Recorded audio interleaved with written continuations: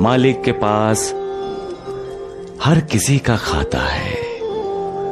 उस खाते में इंसान का किया हुआ पुण्य और पाप दोनों का हिसाब लिखा जाता है। जब कोई किसी को बद्दुआ देता है तब इंसान के खाते से उसके पुण्य की राशि कम हो जाती है। जब इंसान बुरा काम करता है तब पाप की राशि बढ़ जाती है। विज्ञान भी कहता है कि हर क्रिया के साथ प्रतिक्रिया भी होकर रहती है। जब हम किसी को ठोकर मारते हैं तो ये नहीं भूलना चाहिए कि एक ना एक दिन हमें भी ठोकर खानी पड़ेगी। पाप नहीं होगा तो पुण्य का महत्व इंसान कैसे जानेगा महालसापति? अंधेरा नहीं होगा तो प्रकाश से इंसान कैसे प्रभावित होगा? तिरस्कार, नफरत की दीवारें अगर इंसान की जिंदगी में खड़ी नहीं हुई तो इंसान प्यार का करिश्मा कैसे जानेगा? स्वार्थ के होने के कारण ही निस्वार्थ भावना की कदर की जाती है।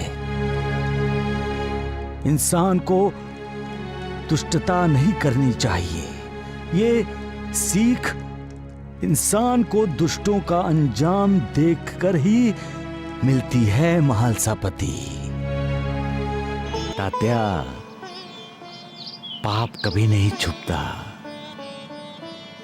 पापी का पाप हमेशा उसका पीछा करता रहता है। उसी प्रकार जब इंसान चोरी करता है, चोरी किए गए सामान को छिपाता है तात्या, वो ये सोचता है कि उसकी चोरी नहीं पकड़ी जाएगी, लेकिन चोर की चोरी छिपती नहीं, वो सामने आ ही जाती है। ऐसा क्यों होता है बाबा? कुछ तो कारण होगा। उसका कारण है उस व्यक्ति के मन के अंदर बैठा हुआ वो आत्म तत्व, वो ज्ञान जो उसे बार बार कहता है कि तुमने चोरी की है, तुमने पाप किया है। तुम चाहे कितना भी अपने पाप को छुपाओ, जुर्म को छुपाओ, लेकिन कोई है जो तुम्हारे पाप को, तुम्हारे जुर्म को देख रहा है। फिर बाबा? फिर इंसान के अंदर द्वंद्व होता है। मन कुछ और कहता है, बुद्धि कुछ और। दोनों की स्पर्धा इंसान को विचलित करता है और विचलन सत्य बनकर सामने आ जाता है तात्या। लोग तीर्थ यात्रा करके मालिक के दर्शनों से पुण्य कमाना चाहते हैं। क्या तीर्थ यात्रा पर जाने से पुण्य प्राप्त होता है? क्या मालिक के दर्शन करने से ही पुण्य मिलता है? पुण्य तो दुखियारों का दुख दूर करके ही मिलता है। जख्मी लोगों को राहत दिलाने से भी पुण्य मिलता है। जो दूसरों के आंसू पोंछता है उसे मालिक के दर्शन करने की जरूरत भी क्या है? खुद मालिक उसके दर्शन के लिए बेताब रहता है। भूखे प्यासे की भूख प्यास मिटाना मालिक की भक्ति करने जैसा ही तो है, क्योंकि जो दूसरों की भूख प्यास मिटाता है उसी में ही दूसरों को मालिक के दर्शन होते हैं। भटके हुए को राह पर लाना मालिक की पूजा करने जैसा ही है। जो दूसरों की मदद करता है उसकी मदद मालिक खुद करता है, और जो दूसरों की मदद नहीं करता, किसी के जख्म पर मरहम नहीं लगाता, दुखियारों के आंसू नहीं पोंछता, भूखे प्यासे को रोटी पानी नहीं देता, उसे मालिक के दर्शन करके या तीर्थ यात्रा पर जाकर कोई भी लाभ नहीं होता। भगवान ना किसी के पाप और ना ही किसी के पुण्य को ग्रहण करते हैं। लेकिन जो अज्ञानी होते हैं उनके साथ जब अच्छा होता है तो भगवान का शुक्रिया अदा करते हैं, और जब बुरा होता है तो उसी भगवान को दोष भी देते हैं। वो अज्ञानी ये नहीं समझते कि उनके सौभाग्य या दुर्भाग्य के लिए भगवान नहीं, उनके स्वयं के कर्म जिम्मेदार होते हैं, और उनके अच्छे या बुरे कर्म उनकी अपनी सोच, उनके अपने स्वभाव द्वारा निर्धारित होते हैं।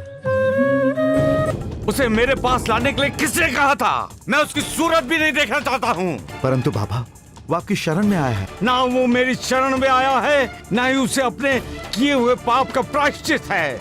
वो पापी है गणु, पापी है। बाबा, उसे उसके पापों से मुक्ति दे दीजिए। मुक्ति उसे मिलती है गणु जब उसे अपने किए पर पश्चाताप होता है। मुक्ति उसे मिलती है जो आसक्ति को त्याग कर विरक्ति को अपनाता है। मुक्ति उससे मिलती है गणु जब उसे अपने किए पर पश्चाताप होता है। गणु, पूछो जाकर उसे कि उसने ऐसा कौन सा पाप किया है जिसकी वजह से उसे नींद नहीं आ रही है। पूछो उससे, पूछो जाकर गणु कि उसने अपने माता पिता के प्रति ठीक से कर्तव्य निभाया है कि नहीं। पूछो जाकर उसे कि उसका जन्मदाता पिता उसके सपने में आकर उसकी नींद क्यों छीन रहा है। गणु, क्यों? गणु, ये द्वारिका माई माँ यहाँ किसी भी इंसान के कदम रखने पर ही उसके गुनाह, उसके अपराध, उसके दोष माफ करती है। लेकिन गणु, उसका अपराध माफ करने लायक नहीं है, उसका अधिकारी ही नहीं है। उसे तो दंड भुगतना ही पड़ेगा। अगर उसे माफ किया गया तो हर किसी माता पिता का अपमान होगा, उनके आदर सम्मान ममता का अपमान होगा।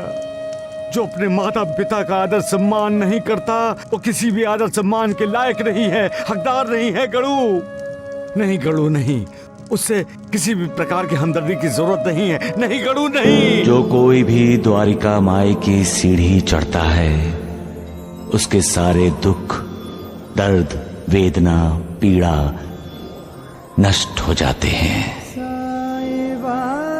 इस द्वारिका माई से कभी कोई खाली हाथ नहीं लौटा है और भविष्य में भी कोई खाली हाथ नहीं लौटेगा। द्वारिका माई हर किसी की चिंता, विवेचना का बोझ खुद उठाती है और पीड़ितों को चिंता विवेचना से मुक्त करती है। द्वारिका माई हर किसी का कल्याण करती है।